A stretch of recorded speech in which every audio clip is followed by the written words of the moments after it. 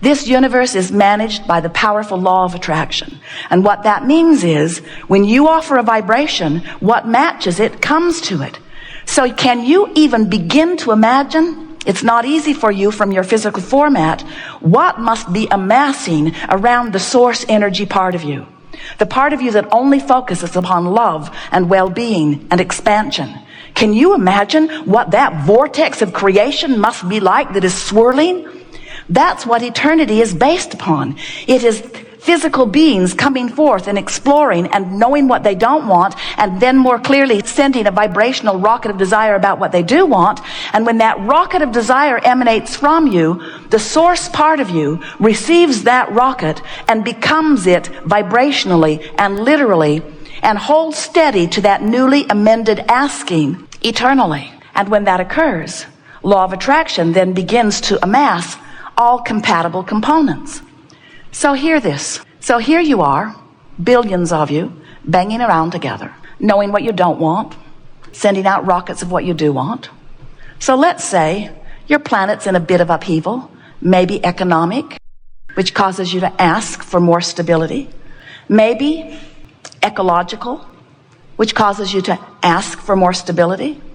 Maybe some of the peoples of your planet are warring, making you ask for more harmony. So as you are asking, billions of you, for more stability, for more well-being, for more harmony, the source energy part of you is receiving each and every one of those requests and holding it as the eternal promise of your future. And this is the part that we really, really want you to hear. Law of attraction responding to those requests. Law of attraction responding to that focused, pure asking. Law of attraction's response is causing an assembling of all cooperative components. This is something that most of our physical friends have a hard time wrapping their thoughts around, because you are so physically oriented, you are so accustomed to looking at the knock on wood, what I can see and hear and smell and taste and touch, aspects of your environment, that you miss sometimes altogether the fact that you are, and everything else is, and everyone else is, a vibrational being. Everything is vibrational. And so when these rockets of desires emanate from you, leading edge creators out here on the leading edge of thought, when those rockets of desires emanate from you, source receives them and becomes them, and a vibrational vortex of creation is assembled. We're not kidding you. It must happen. It always happens before there is ever any physical manifestation. When you try to tell the story of how your earth came to be, you're not even close to understanding that everything is vibrational first. Everything is thought, focused thought. And when focused thought is held longer, it becomes form. It becomes the material, manifestational world that you know. So when we speak to you today, all day, and we will, about these rockets of desire and about this vibrational vortex of creation that is assembling on your behalf, we want you to understand that this is not some airy-fairy metaphysical talk of some dead person who understands vibration and is trying to make some fairy tale to make it easier for you to understand the concept of it. This vortex, this vibrational vortex, is a reality that is the precursor of everything that you know to be reality. It's not something to be sloughed off. It is vivid and real. What you are asking for has been answered and is done. And all cooperative components have been vibrationally assembled. The question that you really want to ask yourself, am I, in my physical body, having banged around and having known what I don't want and having asked and asked and asked and asked, and now source and non-physical and law of attraction have assembled all cooperative components, am I a cooperative component? Am I in a vibrational stance that this vortex can take me in and show me the answer, show me the answers to my questions and the solutions to my problems, show me the manifestations to what I have carved out of my life experience? And the answer is held in the way you feel in any moment in time. If you are full of love, you're in the vortex. You're in the vortex and you are seeing the obvious unfolding. The next logical step just keeps showing up for you. You're in the right place at the right time. You rendezvous with the right people. You're having fun along the way. New ideas keep being born. You never have a moment's doubt. You are knowing who you are. You are feeling the confidence of your being. You are tuned in, tapped in, turned on. You're in love with life. You're in love with others. You love yourself. You're thriving in all possible ways. You're in the vortex. But if you're not in the vortex, if you feel fear, you're not anywhere near it. If you feel hate and anger, you're not anywhere near it. If you're overwhelmed, you're not anywhere near it. Well, you're closer, but still not close enough to get in it. When you feel hope, when you feel hope, you're on the brink of being inside this vibration. When you feel hope, in fact, this vortex of attraction is strong enough that in hope, which has very little resistance in it, the vortex will take you in and show you something so vivid that your hope will move right to belief immediately. And if you can sustain belief, then you can sustain being in the vortex. And when you sustain a period of time of being vibrationally aligned enough that you are allowing yourself, by law of attraction, to be inside this vortex, now things are showing up for you. And people who are watching you, whether they're in the vortex or not, people are noticing big things are happening with you. They say, why are you the lucky one? Why do you always get what you want? Why do things always work out for you? Why do you sing like an angel? Why do you have clarity? Why does your body move in the way that it does? Why is health yours, always yours? Why are you always vital and alive? Why do you feel so good? Why is your humor so on target? Why do people like to be around you so much? Why are you so loving all the time? Why do you feel so much love from others? Why are you always living the best of life? And if you really want to help them out, you'll say, I figured out how to focus myself by paying attention to the way I feel, close enough to my vortex of creation that it takes me in often and shows me the very good life that I have carved out of all that I have lived. When you are in this vortex of creation, you are living as you've intended to be. So we want to show you how to get in. And we want to show you how to sustain being there as long as you can. In other words, once you get in, we want you to milk it and stay in. Because the longer you are in there, the more of what you've been asking for can be revealed and received by you. But we do not want to give you the impression that it is your job to always and only be in the vortex. If that were your intention, you would have remained dead like us. If that were your intention, you would have remained only this pure positive energy that is always in the vortex. But you came forth with the intention of sometimes stepping out of the vortex into the contrast to know what you don't want so that you can know what you do want. You just did not one of you ever intend to make a lifetime career of being out of the vortex. You didn't plan on making it a career to be in the step one phase. And step one is ask.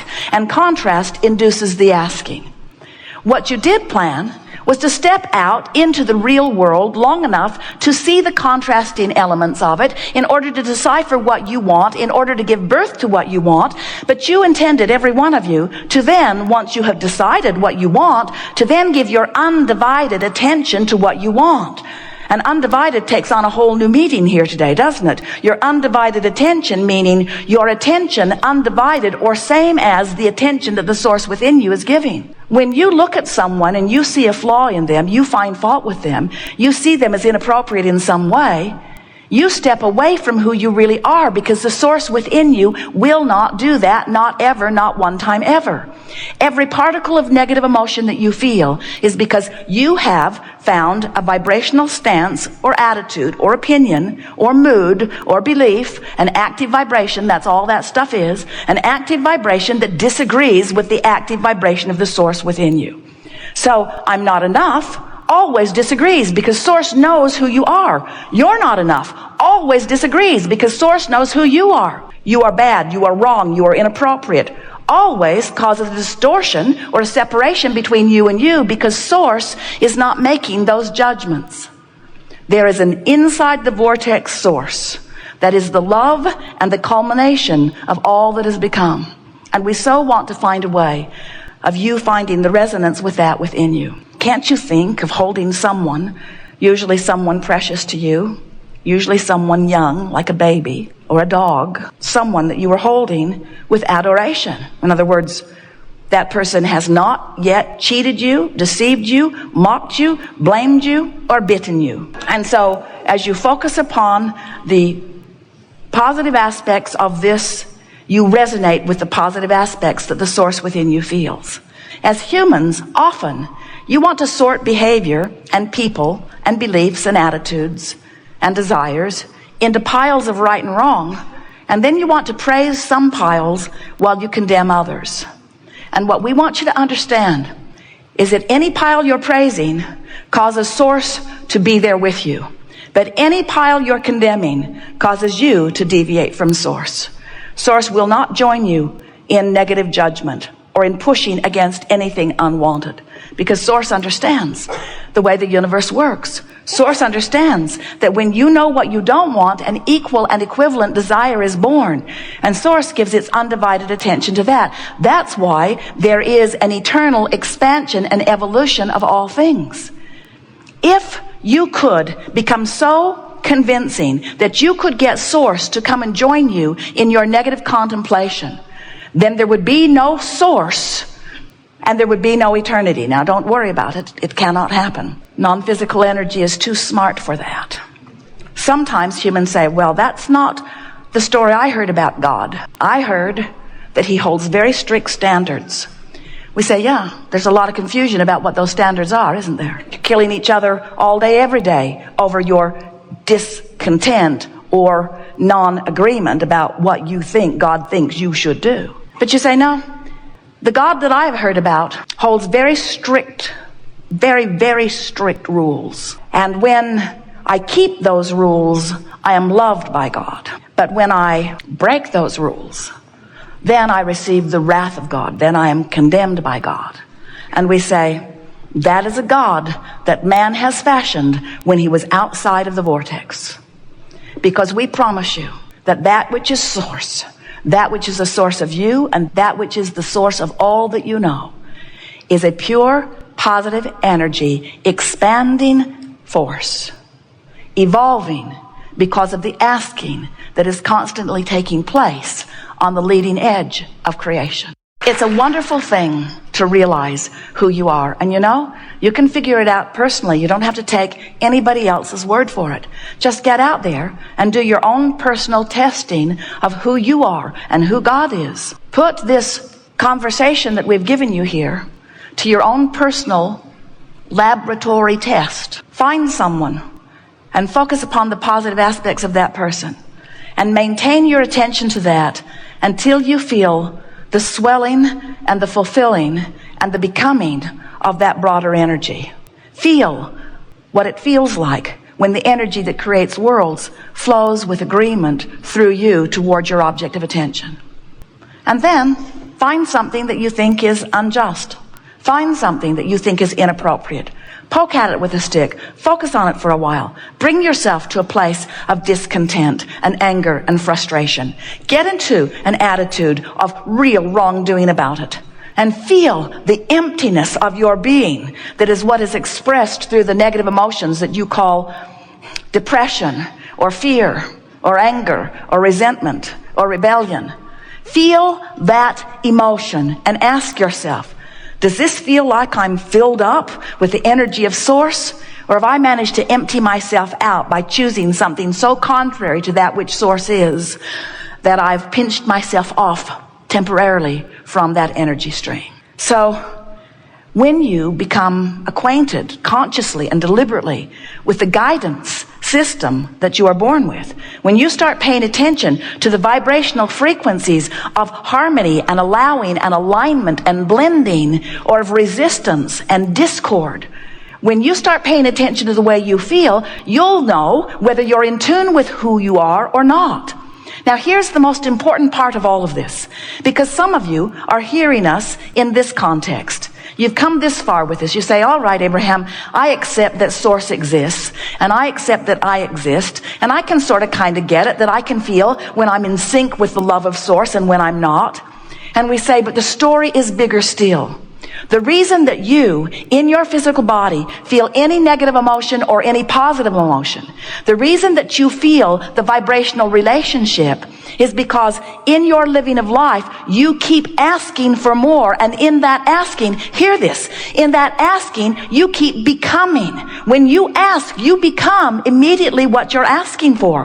When you are sick and you ask for wellness, vibrationally speaking, you become it immediately.